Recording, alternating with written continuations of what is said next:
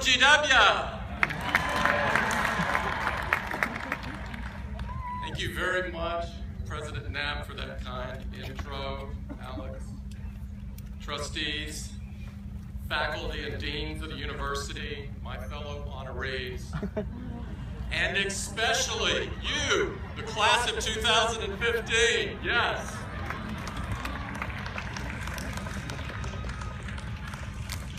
Congratulations to you, to your family, to your friends that are attending today's ceremony. You made it. It's a privilege, a rare privilege of a lifetime to be with you today. And I can't thank you enough for making me an honorary colonial.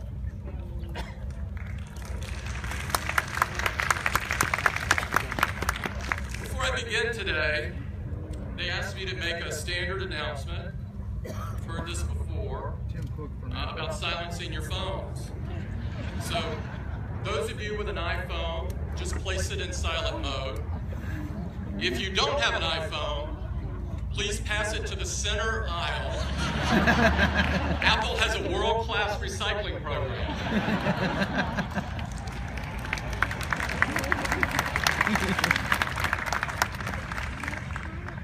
You know, this is really an amazing place. And for a lot of you, I'm sure that being here in Washington, the very center of our democracy, was a big draw when you were choosing which school to go to. This place has a powerful pull. It was here that Dr. Martin Luther King challenged Americans to make real the promises of democracy, to make justice a reality for all of God's children. And it was here that President Ronald Reagan called on us to believe in ourselves and to believe in our capacity to perform great deeds. I'd like to start this morning by telling you about my first visit here. In the summer of 1977, yes, I'm a little old, I was 16 years old and living in Robertsdale, the small town in southern Alabama that I grew up in. At the end of my junior year of high school, I'd won an essay contest sponsored by the National Rural Electric Association. I can't remember what that essay was about, but what I do remember very clearly is writing it by hand, draft after draft after draft. Typewriters were very expensive and my family could not afford one.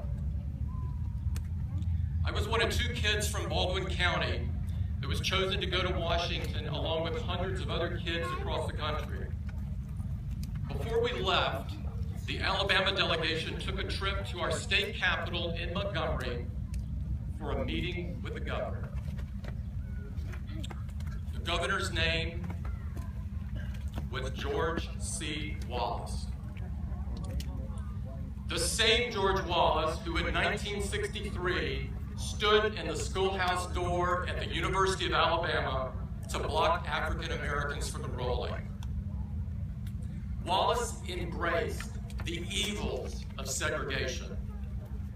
He pitted whites against blacks, the South against the North, the working class against the so-called elites. Meeting my governor was not an honor for me. My heroes in life were Dr. Martin Luther King and Robert F. Kennedy, who had fought against the very things that Wallace stood for. Keep in mind that when I grew up in a place where King and Kennedy were not exactly held in high esteem. When I was a kid, the South was still coming to grips with its history. My textbooks even said the Civil War was about states' rights. They barely mentioned slavery. So I had to figure out for myself what was right and true. It was a search. It was a process. It drew on the moral sense that I'd learned from my parents and in church and in my own heart, and led me on my own journey of discovery. I found books in the public library that they probably didn't know they had. They all pointed to the fact that Wallace was wrong, that injustices like segregation have no place in our world, that equality is a right.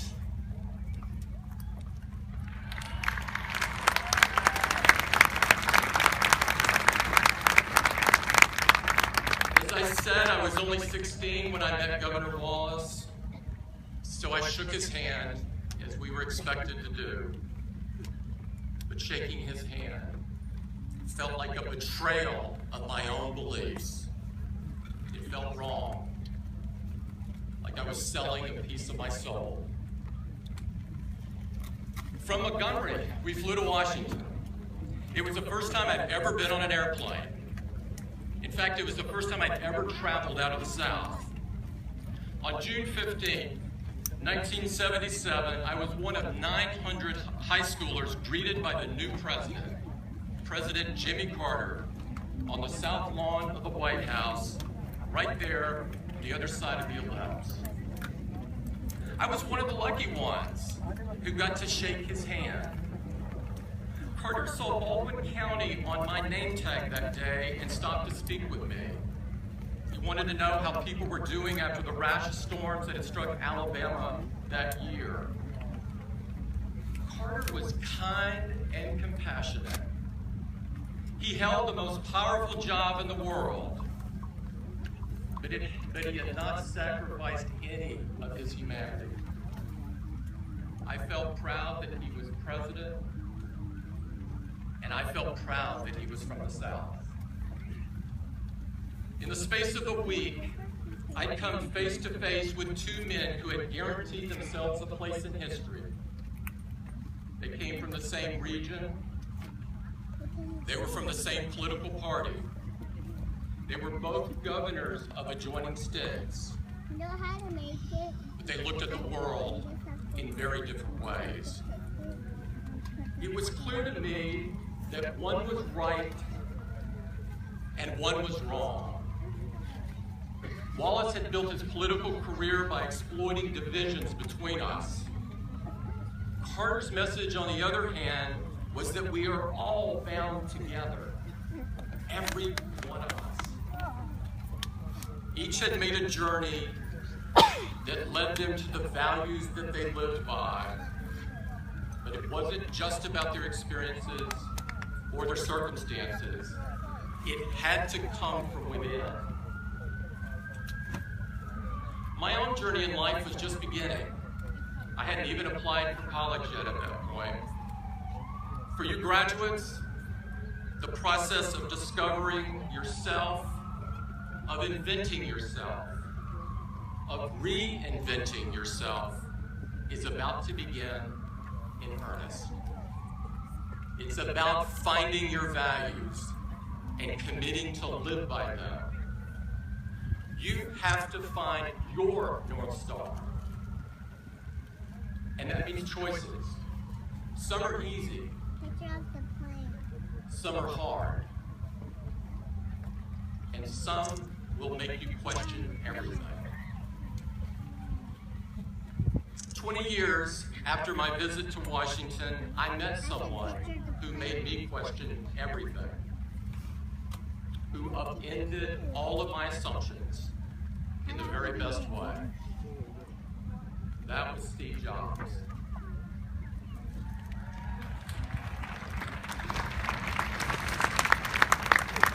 Steve had built a successful company. He had been sent away, and he returned to find it in ruins. He didn't know it at the time, but he was about to dedicate the rest of his life to rescuing it and leading it to heights greater than anyone could ever imagine. Anyone, that is, except for Steve. Most people have forgotten, but in 1997 and early 1998, Apple had been adrift for years, rudderless. But Steve thought Apple could be great again, and he wanted to know if I'd like to help. His vision for Apple was a company that turned powerful technology into tools that were easy to use, tools that would help people realize their dreams and change the world for the better. I had studied to be an engineer and earned an MBA. I was trained to be pragmatic, a problem solver.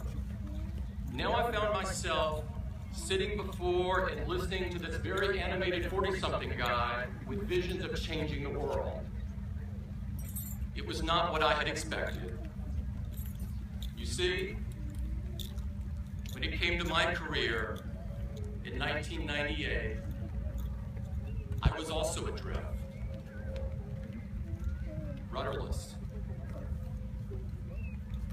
I knew who I was in my personal life, and I kept my eye on my North Star, my responsibility to do good for someone else other than myself. But at work, well, I always figured that work was work. Values had their place, and yes, there were things that I wanted to change about the world, but I thought I'd have to do that in my own time, not in the office. Steve didn't see it that way. He was an idealist. And in that way, he reminded me of how I felt as a teenager. In that first meeting, he convinced me that if we worked hard and made great products, we too could help change the world. And to my surprise, I was hooked. I took the job and changed my life. It's been 17 years, and I have never once looked back. At Apple, we believe the work should be more than just about improving your own self. It's about improving the lives of others as well. Our products do amazing things, and just as Steve envisioned, they empower people all over the world. People who are blind and need information read to them because they can't see the screen. People for whom technology is a lifeline because they're isolated by distance or disability.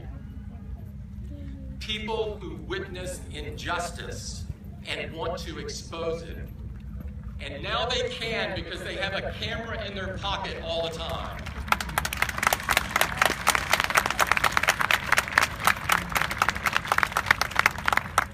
Our commitment goes beyond the products themselves, to how they're made, to our impact on the environment, to the role we play in demanding and promoting equality, and in improving education. We believe that a company that has values and acts on them can really change the world. And an individual can too. That can be you. That must be you. Graduates, your values matter. They are your North Star. And work takes on new meaning when you feel you're pointed in the right direction. Otherwise, it's just a job. And life is too short for that. We need the best and brightest of your generation to lead in government and in business, in the science and in the arts, in journalism and in academia. There's honor in all of these pursuits. And there's opportunity to do work that's infused with moral purpose. You don't have to choose between doing good and doing well. It's a false choice, today more than ever. Your challenge is to find work that pays the rent, puts food on the table, and lets you do what is right and good and just.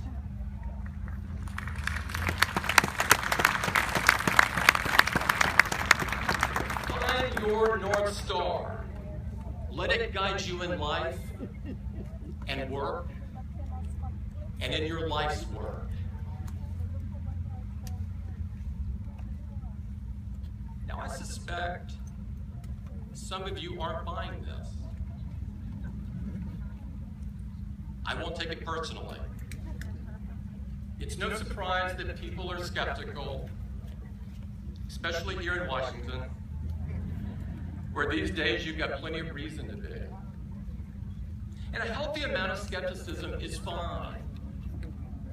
Though too often in this town, it turns to cynicism, to the idea that no matter who's talking or what they're saying, that their motives are questionable, their character is suspect.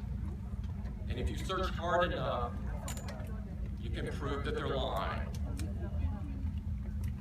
Maybe that's just the world we live in. But graduates, this is your world to change. As I said, I'm a proud son of the South. It's my home, and I'll always love it. But for the last 17 years, I've built a life in Silicon Valley. It's a special place. The kind of place where there's no problem that can't be solved. No matter how difficult or complex, that's part of its essential quality. A very sincere sort of optimism. Back in the 90s, Apple ran an advertising campaign we called Think Different. It was pretty simple. Every ad was a photograph of one of our heroes.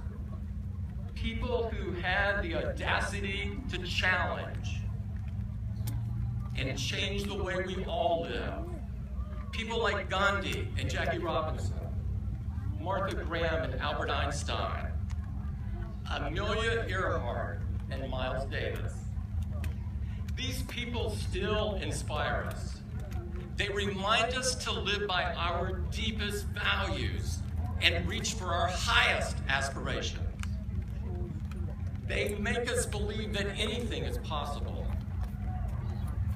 A friend of mine at Apple likes to say the best way to solve a problem is to walk into a room full of Apple engineers and proclaim, "This is impossible." I can tell you, they will not accept that. And neither should you. So that's the one thing I'd like to bring to you all the way from Cupertino, California. The idea that great progress is possible, whatever line of work you choose. There will always be cynics and critics on the sidelines tearing people down. And just as harmful are those people with good intentions who make no contribution at all. In his letter from the Birmingham jail, Dr. King wrote that our society needed to repent, not merely for the hateful words of the bad people, but for the appalling silence of the good people.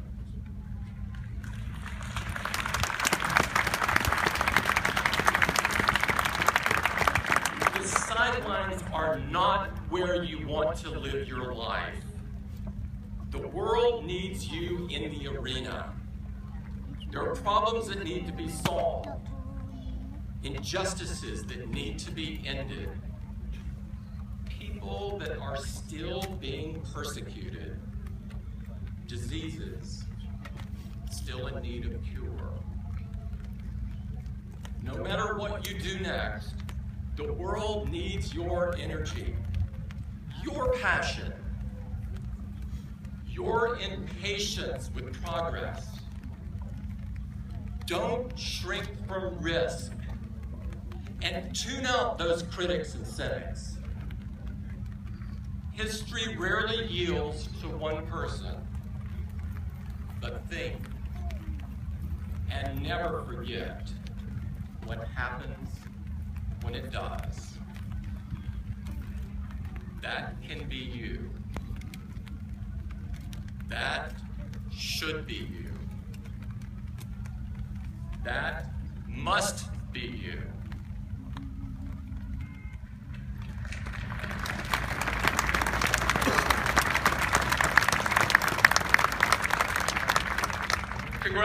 Congratulations, class of 2015. I'd like to take one photo of you. This is the best view in the world.